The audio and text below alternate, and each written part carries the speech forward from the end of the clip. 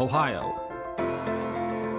We're high on Ohio. These stories inform and inspire through the words of people who make Ohio home. Good news and good ideas, identifying and acknowledging the excellence that is all around us.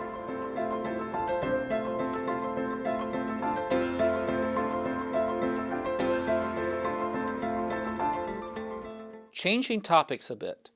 You write a lot about marriage in America. What is the future of that institution, and why is it so important to us? The future of marriage is the great unknown to me. I have watched it plunge in the working class. I'm speaking now specifically of the white working class, from about 84% of adults in their 30s and 40s in 1960 to less than half of those people in 2010. And furthermore, that trend line is not getting any shallower. Are we really going to watch it continue to plunge at that rate, and is marriage going to disappear within the working class? I find it very hard to believe that, insofar as I think that marriage, traditionally defined, is one of the most effective ways for human beings to live satisfying lives. And if I'm right in that, then marriage has to make a comeback just on the merits. I say that, but I would also never have predicted that we would have seen the collapse of marriage in the lower third socioeconomically of this country the way we have seen it collapse. What is causing this shift? Is it the social service support network, or is it a media-fueled culture?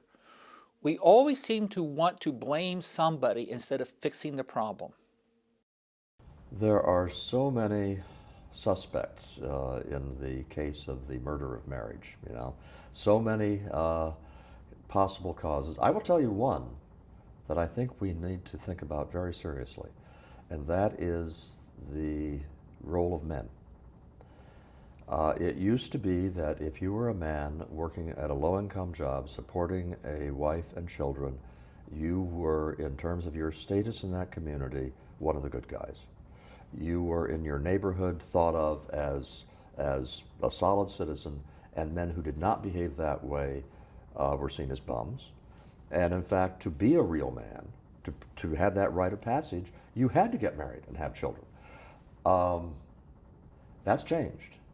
It changed in part because we've had a welfare system that made it easier for women to get along without men, but we've also had a change in the role of women in the workplace, where they've gone into the workplace and they simply are not economically dependent upon men as they used to be.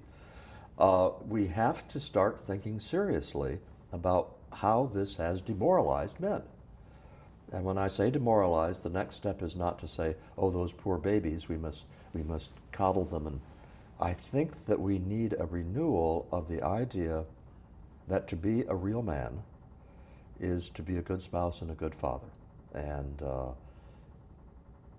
saying that is easier than doing it, but the first step is to start applauding and celebrating men of all socioeconomic levels who behave that way, and start to stigmatize men at all socioeconomic levels who are not good spouses and parents to their children.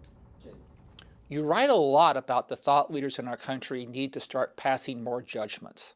Have we lost the concept of shame in this country?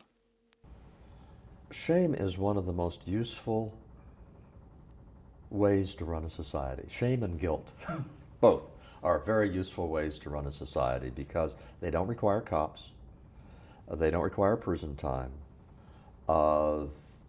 they work in a much more efficient way to get people to do what they ought to do. But there's a problem. In order to have a society in which guilt and shame are felt for behaviors that merit them, you have to be judgmental. You have to be willing to say, I think this way of behaving is wrong. I don't want to throw you in jail, but this way of behaving is wrong. And to say that in the kinds of ways that eventually get reflected in the culture.